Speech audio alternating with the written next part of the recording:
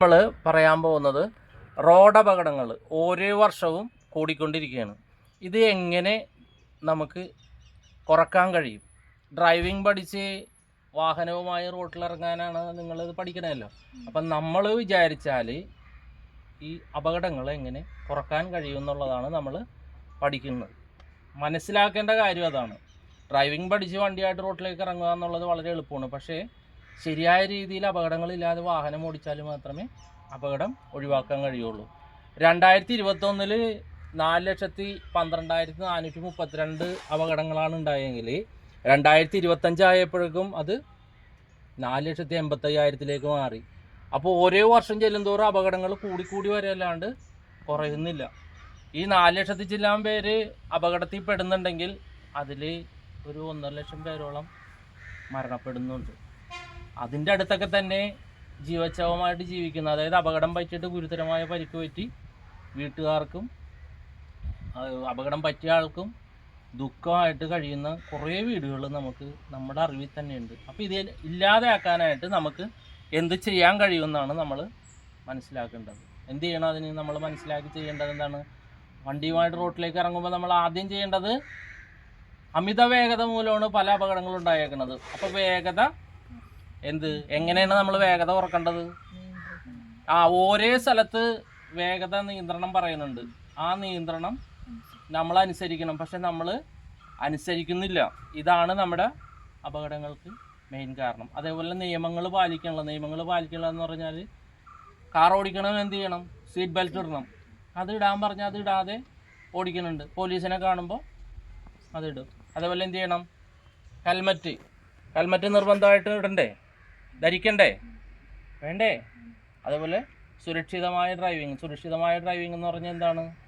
മറ്റുള്ളവർക്ക് അപകടം വരാത്ത രീതിയിൽ വാഹനം ഡിസ്റ്റൻസിൽ നോക്കി നമുക്ക് മുൻകൂട്ടി കണ്ട് ഒരു തീരുമാനം എടുക്കാനുള്ള അകലം കണക്കാക്കി വേണം വാഹനം ഓടിക്കാൻ. എപ്പോഴും നമ്മളത് ശ്രദ്ധിക്കണം. അത് നമ്മൾ ചെയ്യാറില്ല. അതേപോലെ തന്നെ മറ്റുള്ളവർക്ക് മാതൃകാപരമായ രീതിയിലായിരിക്കണം. നമ്മളെ കണ്ട് മറ്റുള്ളവർ പഠിക്കണം. അപ്പോൾ ആ രീതിക്ക് നമ്മൾ വാഹനം ഓടിക്കാൻ ശ്രമിക്കണം. റോഡിൽ നമ്മുടെ പ്രായത്തിനനുസരിച്ചൊക്കെ ചില വികൃതങ്ങളൊക്കെ നമ്മൾ കാണിക്കാറുണ്ട്. പക്ഷെ അത് വാഹനം ഓടിക്കുന്ന ഒരാൾക്ക് പറ്റിയൊരു കാര്യമല്ല. അപ്പോൾ അതുകൊണ്ട് നമ്മൾ ഇത്തരം കാര്യങ്ങൾ ശ്രദ്ധിച്ച് അപകടമില്ലാതിരിക്കാനായിട്ട് നമ്മൾ ഇന്ന് തന്നെ ഒരു തീരുമാനം എടുക്കണം. നമ്മളെടുക്കുന്ന തീരുമാനം മറ്റുള്ളവർക്ക് ഉപകാരപ്രദമായിരിക്കും. അപ്പോൾ അതുകൊണ്ട് ഞാനായിട്ടൊരു അപകടം ഉണ്ടാക്കില്ല എന്നൊരു തീരുമാനം എടുത്ത് നമ്മളെല്ലാവരും ആ തീരുമാനം നമ്മളുടെ സുഹൃത്തുക്കളിലേക്കും കൊടുത്തിട്ട് വാഹനം ഓടിക്കുമ്പോൾ നമ്മളുടെ ആ ഒരു തീരുമാനമായിരിക്കണം. മറ്റുള്ള ഇരുന്നിട്ട് ആ വണ്ടിനെ ഓവർടേക്ക് ഈ വണ്ടിനെ ഓവർടേക്ക് എന്നൊക്കെ പറയും. നമ്മളതൊന്നും കേൾക്കരുത്. നമ്മൾക്ക് തോന്നണം, ഇന്ന റോട്ടിൽ ഇത്രയും ഓടാൻ പാടുള്ളൂ. ഇപ്പോൾ നഗരപരിധിയിലാണെന്നുണ്ടെങ്കിൽ നമ്മുടെ വാഹനങ്ങളൊക്കെ ഓടിക്കുന്നതിന് വേഗത പരിധിയുണ്ട്. ഒരു 50 കിലോമീറ്റർ സ്പീഡിലൊന്നും ഓടിക്കാൻ പാടില്ല.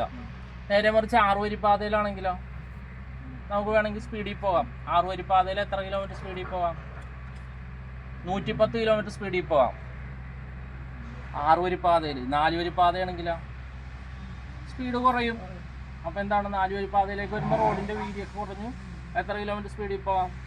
നമ്മൾ സംസാരിക്കുന്നത് കാറിൻ്റെ വേഗത, ലൈറ്റ് മോട്ടോർ വെഹിക്കിളിൻ്റെ വേഗതയാണ് നമ്മൾ പറയുന്നത്. അപ്പോൾ 4 വരി പാതയിൽ 100 കിലോമീറ്റർ, 110 കിലോമീറ്റർ വേഗതയിൽ പോകാമെന്ന് പറഞ്ഞത് 6 വരി പാതയിൽ. അപ്പോൾ അതങ്ങനെ ഓരോ റോഡിനും ഓരോ വേഗതയുണ്ട്.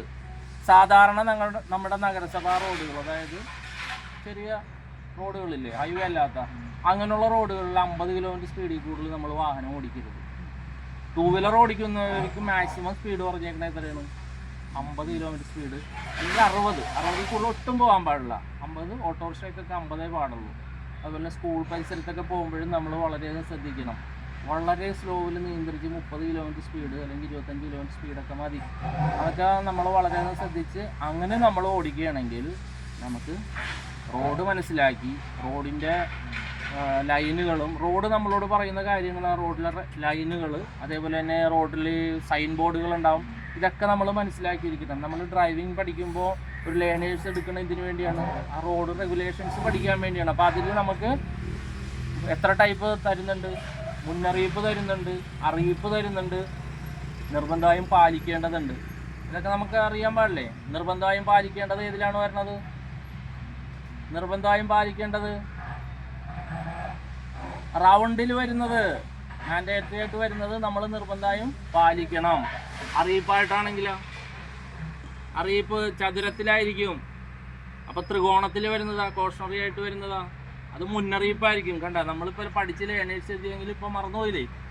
ഇതൊക്കെ നമ്മൾ കറക്റ്റായിട്ടും പഠിച്ച് മനസ്സിലാക്കി നമ്മൾ റോട്ടിലൂടെ വാഹനം ഓടിക്കാൻ ശ്രമിച്ചാൽ നമ്മൾ മൂലം ഒരാൾക്കും ദുഃഖം അനുഭവിക്കേണ്ടി വരില്ല, നമുക്കും അതേപോലെ തന്നെ സുരക്ഷിതമായിട്ട് തിരിച്ച് എത്താൻ പറ്റും. വാഹനമായിട്ട് നമ്മൾ പോകുമ്പോൾ തിരിച്ചെത്തണം എന്നുള്ള ആ ഒരു മൈൻഡോടുകൂടി വാഹനം ഓടിക്കുക. നമുക്കെല്ലാവർക്കും ഒരു അപകടരഹിതമായ ഡ്രൈവിങ്ങിന് തീരുമാനമെടുക്കാം. Okay, thank U.